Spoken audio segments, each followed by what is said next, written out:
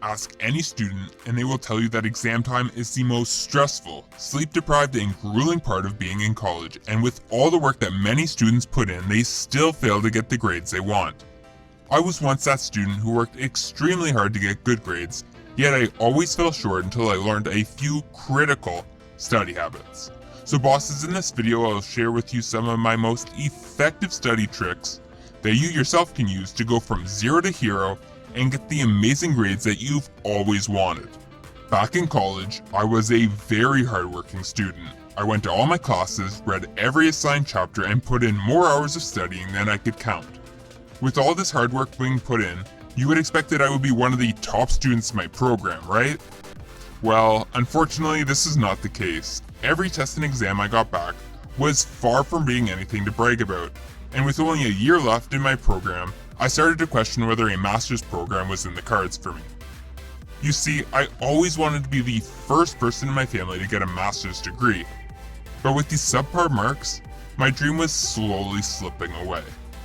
What was worse is that my finals were just a month away, and these grades would be considered if I were to apply to other programs after my undergraduate degree, so I needed to find a way to improve my academic performance, and in a hurry.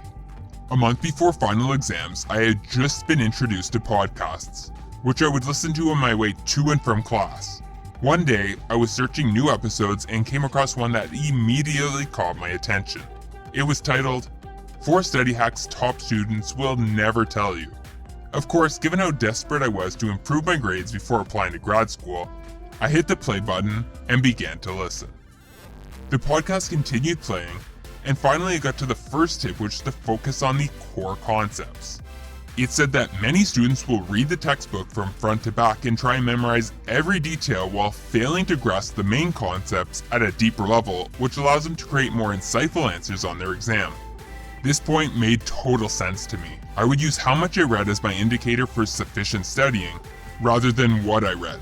I thought to myself, was I writing poor answers on my exam because I didn't understand the concepts as well as I had thought? I then listened on. The second study hack was to write down your notes by hand. I laughed to myself, thinking this tip was rather antiquated given that typing is so much faster, but then I heard an interesting fact. A 2014 study showed that students who handwrite their notes retain information much more effectively than those who type their notes. I figured that typing meant that I was getting more of the information in my notes, but it turns out the act of writing your notes by hand makes you process the information in your own words, leading to better retention. We were 2 tips into the podcast, and I began to get a feeling that these newly found tips would definitely help me in my quest to getting better grades. Study hack number 3 was to use Parkinson's Law when studying. Parkinson's Law, I thought to myself, isn't that a disease? Well, apparently Parkinson's Law is the idea that work expands so as to fill the time available for its completion. And in the case of studying, that involves not setting time limits on your study periods.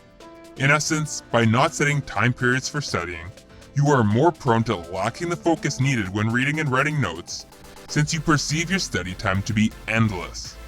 The podcast stated that top students allocate defined periods of time to study where they focus intensely, then take breaks to give their brain a chance to process its newly acquired information.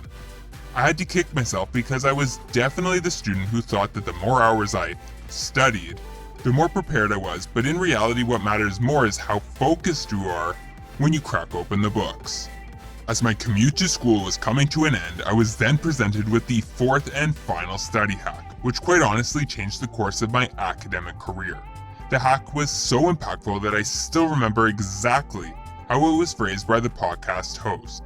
He said, "The 4th study hack is to adopt study habits from the top level students."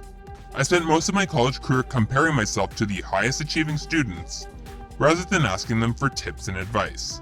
After class that day, I began talking with some of the best students in my class, and their tips were instantly impactful in building my own study habits. They mentioned how they would use flashcards to learn key definitions, how they would teach others the content to better learn it themselves, and even how they would ensure they got enough rest the night before big exams in order to assure their success. 2 months after hearing this podcast, I was a completely different student.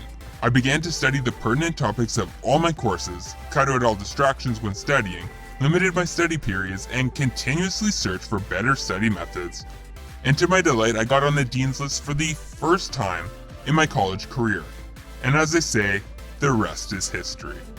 Thanks for watching. For more advice to help you achieve the life you deserve, hit the subscribe button now.